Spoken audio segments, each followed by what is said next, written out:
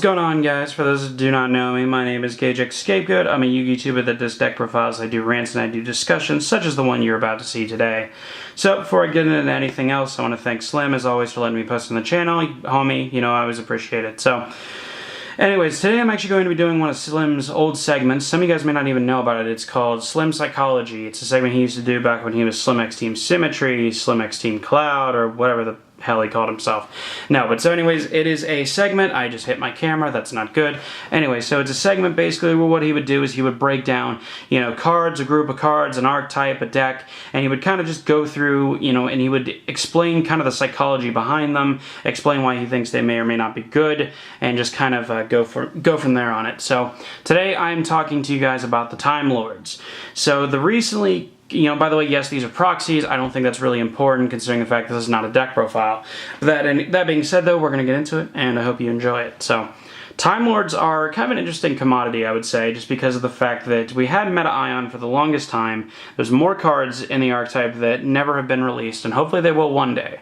But Timelords, they're all interesting because they're based on the Doctor Who series, and I know that because I've never seen a single episode of Doctor Who, but that's neither here nor there. So, the thing about Timelords, though, they all have the same basic effect, and I'm going to go through this very quickly because I'm tired of everybody saying it in deck profiles, but they're all level 10, they all have 0 attack, 0 defense, and they all cannot be destroyed by battle of card effect, and then they get shuffled back into your deck during your standby phase. That being said, though, they all have effects after they battle. So, the thing that I like about these new guys, so we have Zaphion, we have Camion, and we have Ladion, and I think they're all very, very good, which, by the way, there's a Sadion, I believe, is the name. I do not have him in this, you know, in my deck. I don't see a lot of people playing him. I don't think he's very good. You don't take a lot of damage in this deck, so why the fuck would you play it? So, here's the thing. With Meta Ion, with Zaphion, excuse me, with Camion, with Ladion, the thing is that they all serve the same essential purpose, which is field clearing, except for actually with Ladion, because Ladion shuffles the entire graveyard back. But they all have very, very powerful effects. This being strike-proof is also very good. Meta Ion compulses all monsters on the field except himself back to the hand. Your opponent takes 300 for each. Zaphion shuffles back all spell and traps your opponent controls back into the deck. Camion shuffles one card your opponent controls back into the deck. Your opponent takes 500 for, you know, 500 damage for the card, and also they can't strike it and stuff like that. They can't chain to it, which is very good. And also with Ladion. Oh, and with Ladion, also I actually think this card's pretty underrated because what it does is it shuffles back your opponent's entire graveyard back into the deck, and every time they draw a card, they take 1,000 damage. So, I mean, at the very least, you're gonna burn for 1,000 every turn that this card's on the field. Obviously, it gets shuffled back, but it gets shuffled back. It's not getting sent to the graveyard or anything. So you'll run into this dude eventually. So the thing is that I feel like these are all, like, they all serve the same purpose, and they all work, obviously, because it's part of the archetype exceptionally well with Time Maiden.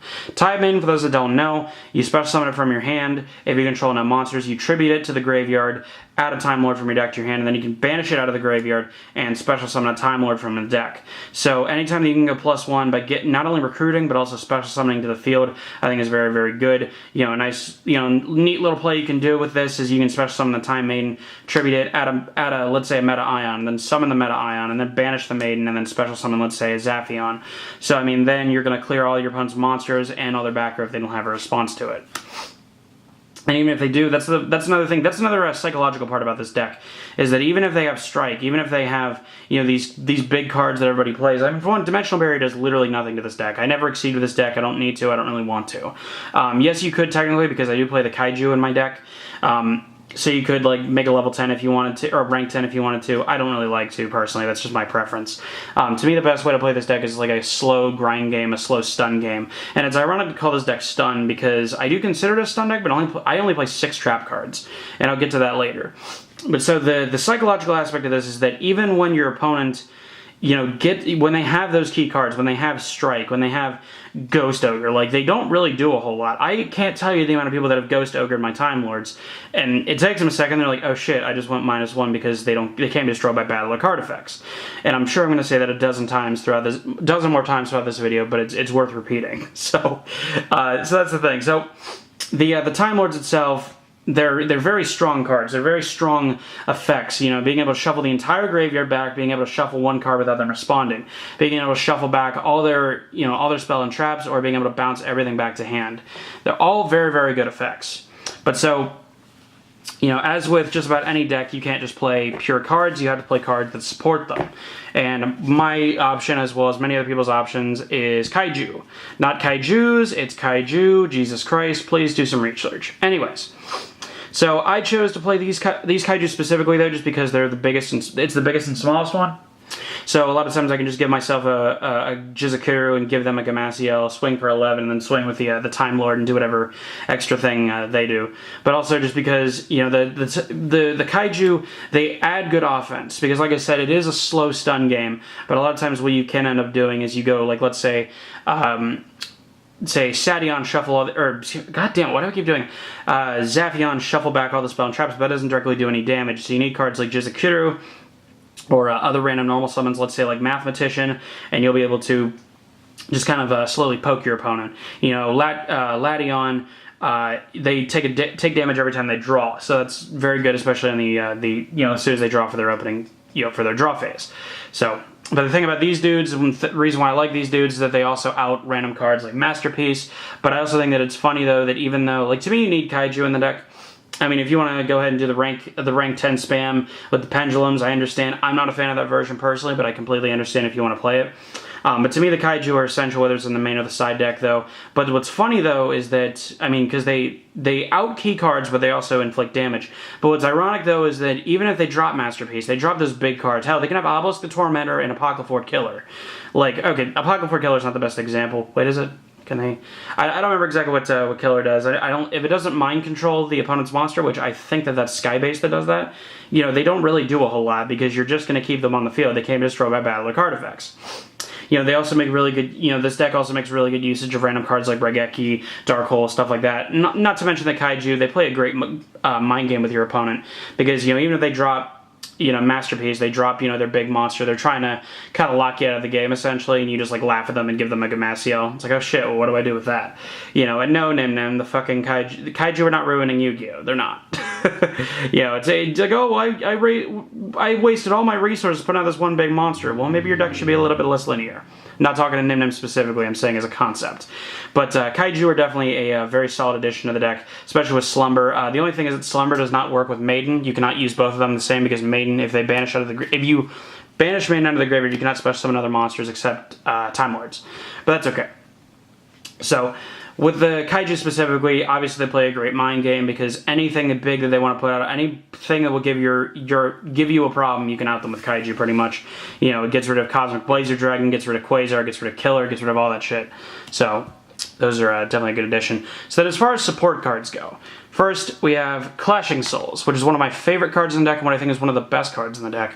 So what Clashing Souls does, for those that don't know, is you pay, like, you attack an opponent's monster, or if an opponent's monster attacks your monster, and their monster is higher attack than yours, which obviously when you're playing Time Lords, they're always going to be higher attack than yours. Even if it's a Treeborn Frog, they still have higher attack. So let's say they attack with like a 2100 attack monster. You pay increments of 500 until your monster is higher than their monster. So you have 25 versus 21 in this particular case that I'm making up right now. But the thing about this though is that the loser, like whoever pays less life points, whoever's monster is smaller at the end of this card's effect, if they attack through and your monster is destroyed, you lose everything on your side of the field. It all gets sent to the graveyard. This card is, to me, if you can have as many lose-lose situations for your opponent as possible, it only adds to you're much more likely to win. This is one of those cards, and here's why. Because if you pay life points after life points after life points, for one, you don't take damage nearly at all in this deck. It's very difficult for your opponent to get past them, unless they do something random like Kaiju over it, or like Book of Moon it, and then Regeki it, or some shit. Like, it's very hard to get around the Time Lords. So unless they do something random like that, what'll happen is that if the attack goes through, if your attack goes through, they lose everything. And if you don't feel like paying life points, if you just, for whatever reason, or if you, on some random occasion, you don't have as much life points as they do, for one, you're going to be shortening the game. because you're both going to be paying life points. But also, this effect of taking everything off the field, this effect only works if your monster is destroyed. And Time Lords obviously cannot be destroyed by battle of the card effects. So it's either, and you're still going to get a Time Lord effect that resolves after all of this. So even a worst case scenario, you don't pay as many life points, you're not losing anything off your field, and your Time Lord effect still goes off. Meanwhile, if your opponent loses, they lose everything, which is, it's very funny how quickly this deck can, in a lot of cases, like, this deck can make your opponent go neg very easily, and this is definitely one of those cards. So, Clashing Souls, fantastic card. So then next we got triple Advanced Draw. So Advanced Draw is another one of those cards. The thing about Advanced Draw is that it is another, I would say, a mind game with your opponent. You know, like with Clashing Souls, it's more or less, this is a lose-lose situation. Shit, this card's gonna kill me. You know, it really sucks because now I'm either gonna lose everything or I'm gonna still lose at the end of it by shortening the game. You know what I mean? This deck is more or less a burn deck, so I mean, you know, you're just helping my win condition there, bro. But the thing about Advanced Draw is that, like, with a card like Sation, it's fantastic because, again, if it's sent from the field to the graveyard, you draw a card. So what'll happen is you'll summon Zaffion, You summon Zaffion, you attack. If they don't have a response, you shuffle back all their spells and traps. Main phase, which is easily a plus, you know, a -2 for your opponent if it goes off untouched. And again, that's the thing that's good about this deck is even if they strike it, you know, all it does is that, you know, they still lose a back row. It's still going -1 because you keep your Time Lord in play. But the thing about Advanced Draw is that, let's say you go Zaffion, you shuffle all your opponent's spells and traps back, then you go Advanced Draw, you tribute it, you draw 2, and then you draw an extra card. So not only are you getting rid of all their back row, but you're also going an extra +1 off Advanced Draw. So you're going 3 cards deeper into your deck, which means you're probably going to hit another Time Lord. And then also because he's in the graveyard now, it makes room for Call of the Haunteds. Call of the Haunted, another one of the best cards in the deck in my opinion. It's borderline staple. The thing about Call of the Haunted though is if they try to blind MST this or something like that, you chain Call of the Haunted, you bring back the Time Lord, and remember the Time Lords cannot be destroyed by battle of card effects. So if you special summon off Call of the Haunted and they want to get rid of this somehow, it doesn't matter. Because the Call of the Haunted will hit the graveyard, but the Call of the Haunted can't take the monster with it. So, very, very powerful card. And so then if you want to, like, it's also another fun mind game card, because, and by the way, the quick mind game about Advanced Draw, the cool thing that's mental about this card is that it's one of those cases where you're still plussing, you're still going deeper into your deck, you're keeping your engine going, and you just successfully got rid of, like, let's say you shuffle back their entire graveyard, or, you know, you shuffle back all their spells and traps, or you meta Ion and bounced all their links back to hand or something like that. You know, it makes it very good because you just made them minus and you just plussed off of literally 2 cards, your Time Lord and Advanced Draw. So, fantastic. Call of the Haunted, I say the only mental part of this, the mental aspect of this card is that, you know, your Time Lords can't be destroyed, but what's a funny play to do with this card that I've done quite a bit is that let's say you summon, you know, Zaffion and you attack, and you shuffle back all their spells and trap, or no, sorry, that's the end of the battle phase. Let's say you attack with Zaffion, they don't have any response to it, so you know they don't have a battle trap or something like that. So then during the battle phase, you flip Call of the Haunted, bring back, let's say, if they had an open field or something, you would get back, you know, something else, like let's say Lation or something like that. Or if, you know, they had a monster or so and you just like swung into it with Zaffion, you can go Call the Haunted, bring back a meta Ion, and then swing into that and bounce everything back. So now you've literally cleared their field with a simple 2-card combination, which is again why this deck can plus so easily. So that's it really in terms of, like, I guess what my main deck is. So here's some other options you can play. Some of these are my main deck, some of them aren't. You'll see probably because some of them are sleeved and some of them aren't. Maxi. Maxi, pretty good card. The thing about Maxi is it's not very good against Dracos, but honestly I expect Dracos to get hit in some form or fashion on the next list. But, and I expect this card to get banned, to be honest. And honestly, I don't know, I'm so back and forth on this card. But I mean, while it's here, you might as well play it. So Maxi is obviously very good. You got Sangan in here. Sangan, I don't play Sangan in my build. I don't particularly like Sangan just because of the fact that, I mean, it pains me to say because I love Sangan. It's one of my favorite cards in the game. But the thing about Sangan is that I would rather just have more Time Lords to eventually draw into than play less Time Lords that I may need later and have my Sangan get Ghost Ashed or something. Plus, Sangan can be destroyed by battle, he can be destroyed by card effects, so if you just, like, make some kind of dickless play where you just set Sangan and that's it, it sucks because if you go, you know, if they Regeki it, they don't care if you draw, and then they're going to OTK you or something. So that sucks. So that's why saying it's not really the best option in my opinion. In a slower format maybe, but I don't think right now. So you got the Math Man. Math Man is really good just because of the fact that it works very well with Time Maiden. So you can go Mathematician, put the Time Maiden into the graveyard, and then if you want to use, like, let's say, Call the Haunted, you know, you bring back the Time Maiden, then tribute the Time Maiden, and add a Time Lord, and then bam, you can do your, you can banish and go your +1 right there. Plus, Mathematician adds in a lot of damage. I've literally poked people for game, like just poking with Mathematician turn after turn. It's pretty interesting, actually, but just Mathematician, it helps. It's kind of like putting a Kaiju on the field in the sense that, well, you know, okay, now you can't just sit there with no cards on the field. Now you have to start putting stuff on the board. It's kind of like a chain burn effect almost, where it's like, if they just sit there and they just pass, it sucks. But if you just like summon a Watt Cobra or something and you start poking them, now they have to do something about it. It's kind of like that with Mathematician. So then we got Wave Motion Cannon and Final Countdown. So the thing about this is that it's a very slow stun game in a lot of cases. So you can very easily play Countdown and Wave Motion. They essentially accomplish the same thing as poking with, like, let's say a Sangan or a Mathematician or something like that, because you're going to force your opponent to do something. They're going to they literally have to spring into action and start doing something, or they will lose the game. Wave Motion in 8 turns, Countdown in 20. Countdown can't get MST. It's really preference. I go back and forth taking Countdown in and out of the deck. I also don't think that like, the deck is pretty slow, but I find that a lot of times you can start to, like, just rack up burn damage after burn damage every turn, like with Lation and stuff like that. So I'm not sure how necessary Countdown is. Like I said, I go back and forth, but it's a card. Chalice. Chalice, in addition with the Kaiju that I mentioned, they're very good. It's very good for, like, you know, when whenever you want to try and get over your opponents. Let's say they're Firewall Dragon. There we go. Firewall Dragon and other random stuff like that. If you need to get over a Trident because you have some other, like, face-up card on the field, not necessarily in my build, but I see people play the Ritual Sanctuary. Is that the card I'm thinking of? Where you, like, reborn the Maiden every turn. That's pretty good, but it's very, like, it only works whenever you have Maiden in the graveyard, and that means that you can only add to hand, and you can't special summon off Maiden. I'm just not a fan of limiting it like that, but it is an option.